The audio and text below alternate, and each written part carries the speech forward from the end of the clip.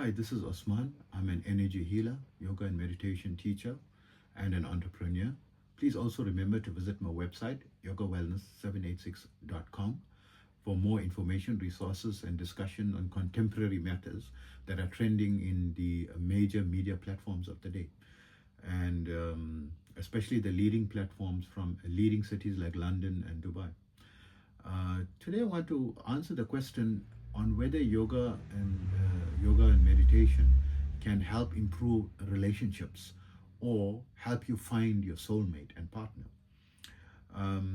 So, of course, theoretically and certainly, if one practices a simple set of practices, just the yoga postures and a few minutes of meditation, for example, from as little as 5 minutes per day to around 20 minutes or longer, 30 minutes, practically depends what your time allows. So if 20 minutes a day is what you can practice, you can adopt it 20 minutes a day or 40 minutes, 45 minutes a day, which is practical. Some people can dedicate a time to a practice that's going to be very important and make an impactful influence in your life and impact you not only in terms of your relationships, but also in your career and your social life as well as your health, right?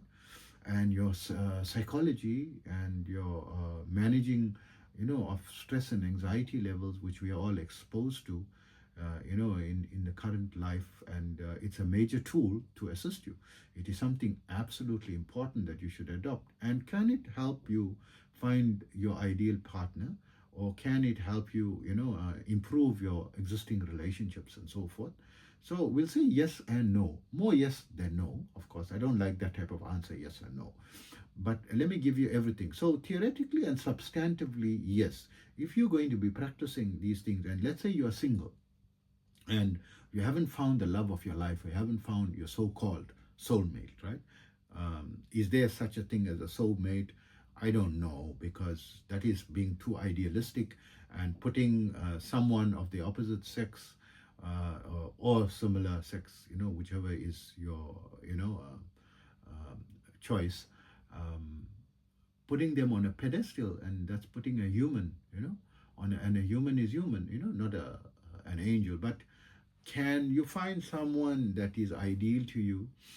How can you find what you are looking for if you don't know who you are, what you are, not in a philosophical sense, but what you haven't defined what you like and dislike, properly. You haven't defined yourself from, these are my favorite colors, this is my goal, right?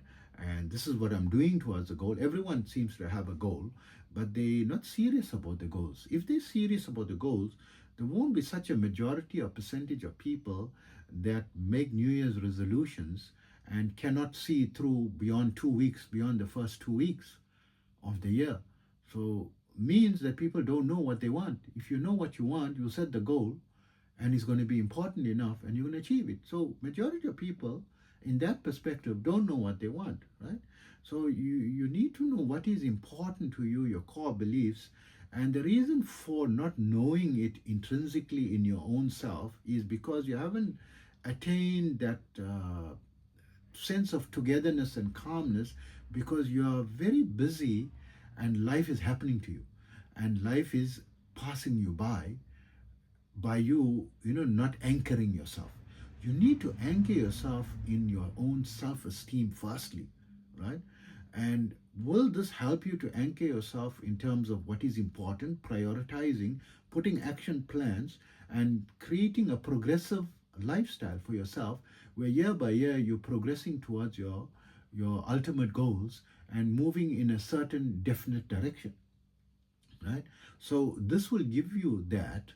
And when one knows when you know who you are, you're going to know what's going to be good for, what's going to suit you and suit your plans and aspirations, and it's going to work for what your plans are ahead, right? In terms of that, is going to fit into your plans. Because meeting someone that you like, but they may not fit into your daily lifestyle, tasks and your goals and future aspirations. They may not fit into that as much as you may get along in the moment. So you can go to a nightclub or a social gathering and a meeting place, or meet someone online on an app and get to meet them in person and have a discussion. And it can be a very healthy discussion that develops very well. And even communicating with people in a limited space of time, it becomes very fulfilling until you live with them, right? When you live with them, it's a whole different ball game, right? And then you get to know the nuances of the personality, because you only see what is portrayed to you during the limited encounters that you have, in the limited times that you spend with them.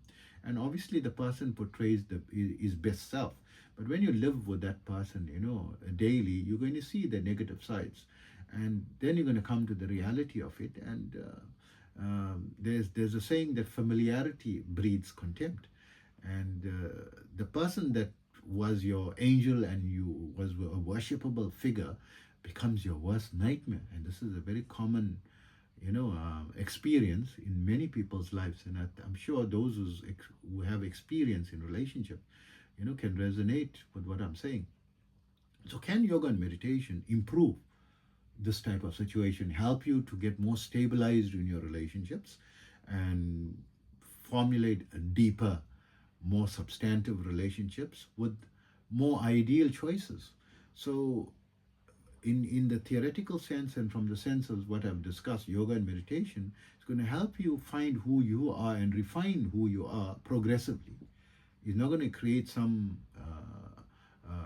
carved in stone image of yourself. Is going to be ever evolving. And once you are very clear with that, and it's going to create better clarity, so obviously it's going to improve your decisions. And you are going to be an evolving person. And if your partner is not going to evolve at the same rate as you, right, you're going to grow out of those relationships and you're going to move on to newer relationships. So I think the way in which people think of relationships should change, and should not be something where you put yourself in a situation or thought that you want to ideally be in one relationship for the rest of your life. This is, I think, a 19th or 20th century, way of thinking. And I think that people didn't want to accept that multiple relationships is healthier, not at the same time, of course, I'm not saying being unfaithful but if you've grown out and your pathways have become divergent, go your separate ways, right? Is it possible that you can take a complete different entity and mold that person to exactly your path? Impossible. How can a human who is an individual follow the exact same path as you?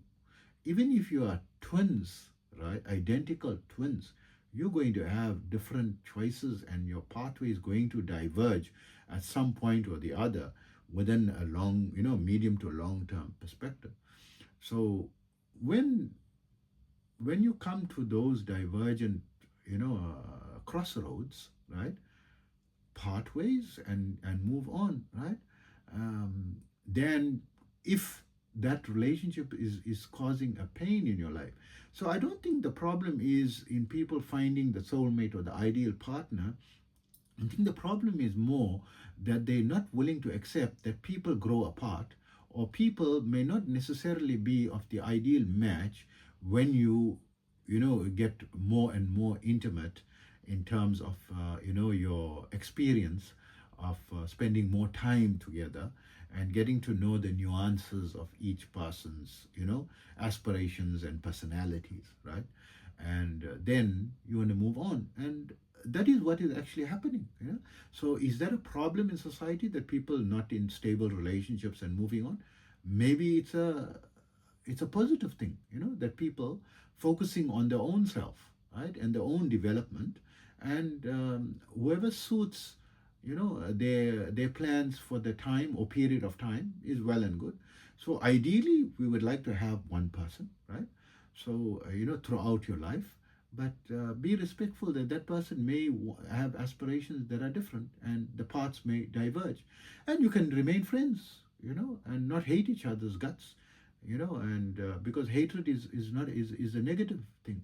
So from my personal perspective, it's good to bring my experience, because that's why you're listening to me, because I seem to have decades of experience in this field. So I would say I was able to have deeper relationships, but I didn't have one singular, deep relationship throughout my life. I have had 6 divorces currently, so this is uncommon.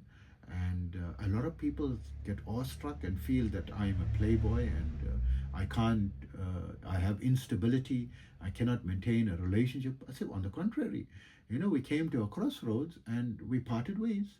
And every one of my ex-wives, I'm able to pick up the phone and have a normal, friendly, and amazing conversation with them, on a level where you would speak to your best buddy.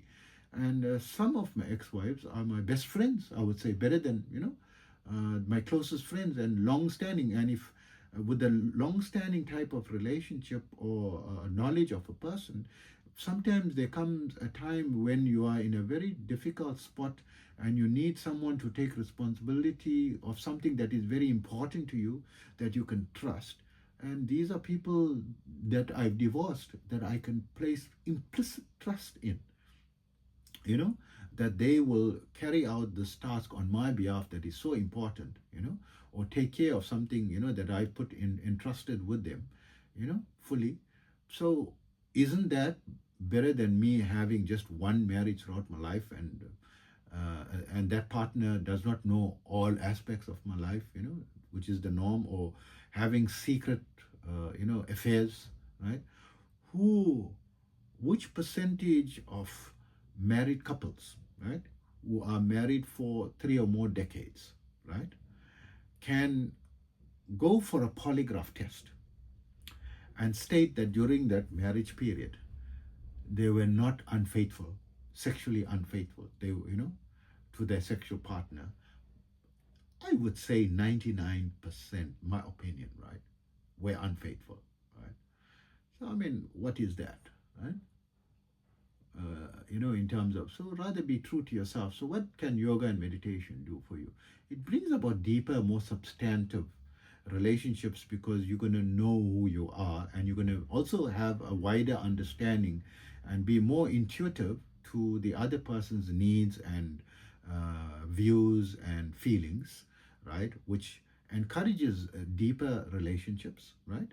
And a depth of relationship with more people. And you may find someone that may resonate completely with you, that can become your end all, right?